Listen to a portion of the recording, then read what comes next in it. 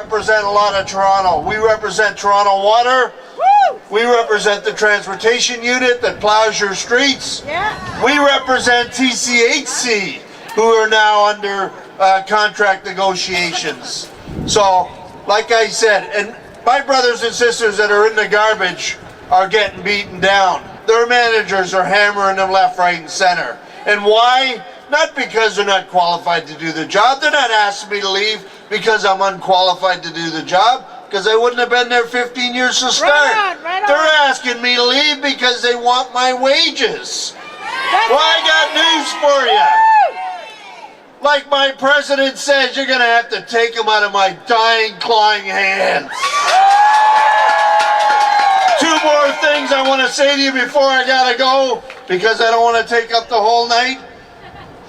Number one is, get on those buses on Saturday to go to Caterpillar and help to support those people.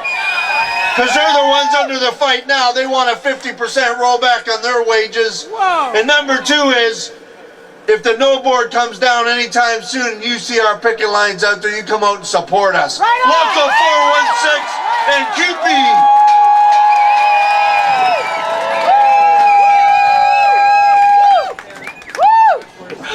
We're still out here. So, what they didn't expect was for us to organize ourselves. They didn't expect the hundreds of people to make deputations at all-night meetings, to form community groups, to demonstrate, to call, email, write their city councillors. The councillors who at this hour are still supporting our millionaire mayor, I have one message for you. Your political careers are over. You chose not to listen, and now we are more engaged in city politics than ever. Right on.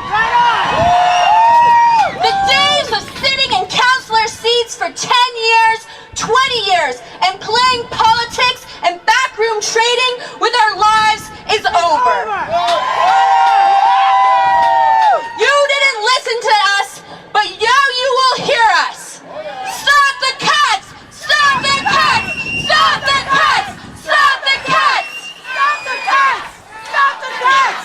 Stop the cuts! It is so amazing that so many people are here, and we are fighting for our communities, and we are organizing. One of those members from our network of chapters is Nigel Barif. He's been organizing in Etobicoke North, and he's here to talk to us tonight because this fight isn't finished here. We have 2 more years. We have the province, and we have the feds, and we have to take them on, and we have to continue organizing in our communities, and we need to continue fighting cuts of the poor, of our immigrant communities, of our undocumented communities, of our Aboriginal communities, of our poor people, of our children, of the youth. We need to keep resisting and fighting. All right, sister. Stop the cuts! Stop the cuts! Stop the cuts! Stop the cuts! Stop the cuts! Stop the cuts! Stop the cuts! That's right, brothers and sisters. Toronto, you look so beautiful out there. I can see you all. Woo! As you've already heard, my name is Nigel Barif, and I'm a school teacher and a member of Toronto Stop the Cuts Network. And we've been organizing ever since Mayor Ford and his Tea Party buddies took over. All right, Nigel. The network has over 11 community-based committees with over 3,000 signatures on its manifesto. The community I'm from, Etobicoke North, and many others like it, will be disproportionately affected by these cuts. So this is damn shame. So this is why it's important for all of us to come together, to stand together and build coalition, to show that today, community and labor stand as one. You know, today's the day after Martin Luther King's birthday. And one of his many quotes is very, very appropriate today. Right on. And the quote is, "Justice is indivisible. Injustice anywhere is a threat to justice everywhere."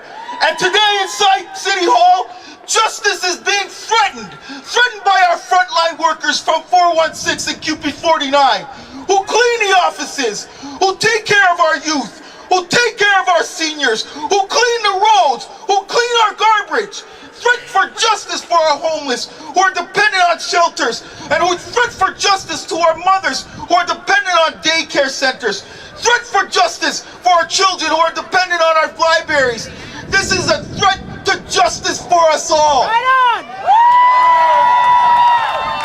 You know, lately, I've been lying awake and I've been wondering, who's running City Hall? Is it Mitt Romney? Is it Ron Paul? Or is it one of the other Republican nominees? We've got to be wondering, because in Toronto, I know in 2010, we are nominated the number 4 city in the world! And that was by KPMG of all people! They did the core services review.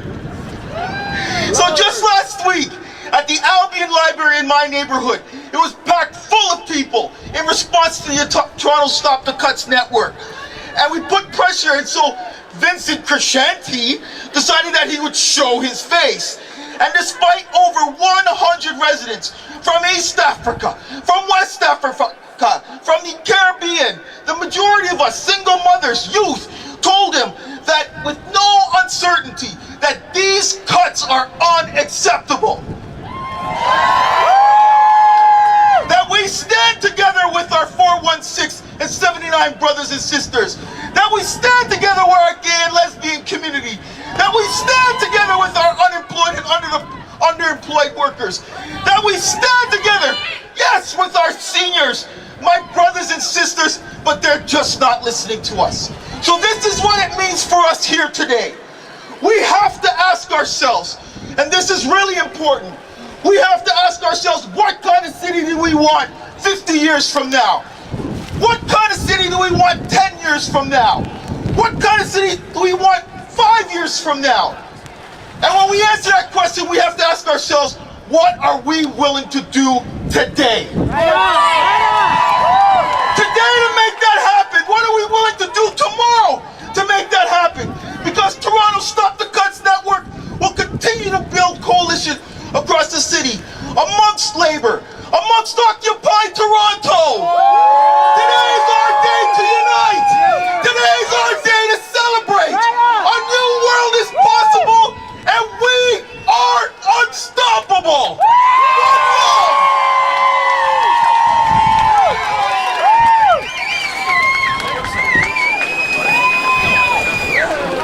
Nigel said, this is a movement, this is a campaign of justice, and I'll add on, this is also a campaign and a movement for hope. Right on! We are not going to be deterred by the Ford administrations, by their cuts. We are going to keep going, right? And we have been doing that since last April the 9th, September 26th, and this time on January the 17th. And as Zoe had said earlier, there's still 3 more years. And we have to keep mobilizing. Right on! Today in the budget hearing, the debate right now, we have residents that have packed the council chamber from morning and they are still in there. What we're gonna do now is start saying that this is our city. This is our beloved Toronto. And we're gonna march and circle this whole city hall in with our voice and in with our feet. We're gonna march around the city as an expression of our hope and justice. We are not gonna back down, right? So the next, just one more announcement is, there are 2 pieces. As earlier the brother from QP416 has said, this coming Saturday, there's a big rally in London in supporting the Caterpillar workers, CAW members. Please get on a bus and be there as well in solidarity. Number 2, among our audience here tonight, the Ryerson students, U of T students, York students, community college students. February 1st is the National Day of Actions Against Fee Hike. Please come out in support of the students and in support of post-secondary educations. At this point, one thing from Zoe, very brief, and then I'm gonna give instructions. I wanted to tell you what neighborhoods we're networking in, what chapters we have, so you can join our communities. We have chapters in Etobicoke North, North York, Trinity Spadina, Parkdale, Downtown East, James Finch, St. Clair West, Riverdale, Leslieville, Davenport, Perth, Bloor West, The Beach, and Etobicoke South. If you want to make a community chapter, we will support you. Join a chapter and start organizing your community today. This is gonna build, and we're gonna have a bigger and stronger and more united movement together, right? So, just in terms of instruction for the march, we have marshals on my left side. We start from the left, always. And the northwest side of the city. So we're gonna go clockwise.